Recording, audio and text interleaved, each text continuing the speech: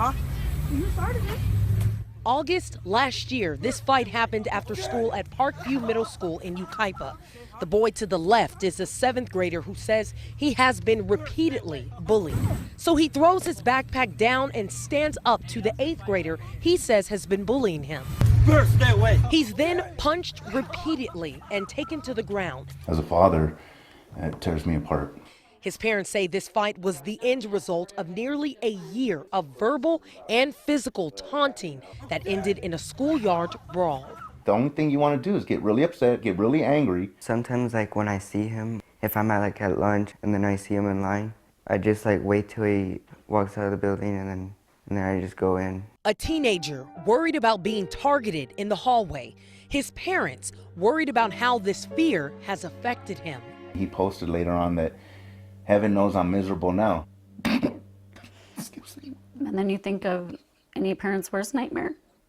So if you hear heaven knows I'm miserable, we're thinking, what is he thinking? They took their complaints to the Yucaipa-Calamasa Joint Unified School District. Complaints going back to last March. The student stepped on their son's shoes. He yanked his backpack and scratched his face during the schoolyard fight. I want people to know that there's ways to live, rules to follow, and that there is consequences. But according to what is happening here, there is no consequences. They even filed a restraining order, but say the bullying has not stopped. So we went right to the other family involved, the accused bully, Adrian Duran, who says he wants his face shown. He acknowledges a restraining order against him, but says the other boy was the aggressor in many instances, including that fight. Because they think since I'm the bigger kid, that I'm the one who probably bullied him. And since he's a smaller kid, he can't be a bully, but it doesn't matter what size, you can still be a bully even if you're big or small. Two different stories, but the common ground for these two families is the school district has not done enough to address complaints about students targeting each other. My son retaliated. I believe, okay, if you want to reprimand him for it, that's fine. But they both should have been in trouble for it, not just one. Yucaipa-Calamasa Joint Unified School District has been mired in controversy since a young girl in the same district took her own life. The joy's gone, almost, and I feel like I'm robbing my other kids. The Avila family is still mourning the suicide death of their daughter Rosie, who kept a journal detailing the abuse she went through at Mesa View Middle School in Yucaipa. Abuse Charlene and Freddie Avila say the school ignored. I feel like the whole world's against me when you're dealing with this school because they don't want to be able to take responsibility. The Avilas had the 13-year-old in counseling, but they say the district didn't do enough on its end. You say bullying, everybody turns their head like it's a big old taboo. Well, the truth is they don't even know how to handle it because whatever they're doing is obsolete. Okay, let's just ignore it. Let's just ignore it. Let's just ignore it. You can't ignore it no more. Too many children are dying. Yucaipa-Calamasa Joint Unified School District refused our request for an interview. Still, there's no debating just how big an issue it is. According to StopBullying.gov, 1 in 3 U.S. students say they have been bullied at school.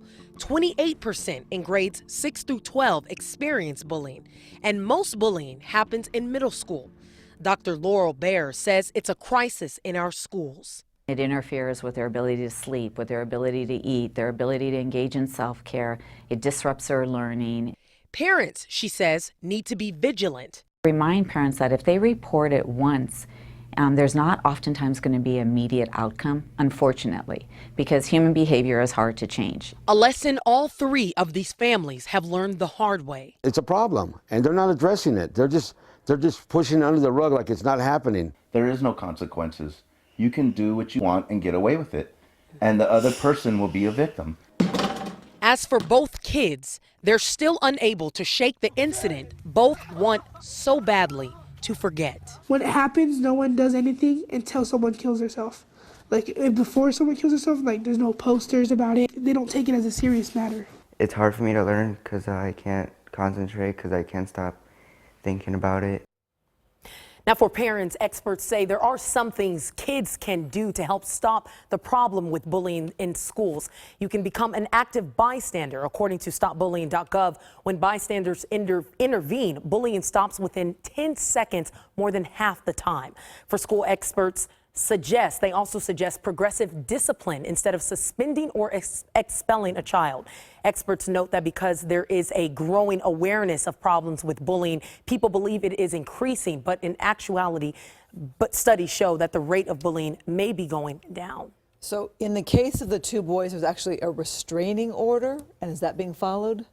So the parents of the student who we didn't identify, they say that the restraining order is not being followed. But we spoke with Adrian, and he says that he is. He actually has to be escorted when he gets onto campus, when he leaves campus, and in between class breaks. So again, two different stories, but one common agreement that both families have, that all three families have, is that the school needs to do better, is what they say. Bullying is such a critical issue right now, and it leads to so many other problems that we're talking about. And that statistic from bullying was 1 in 3.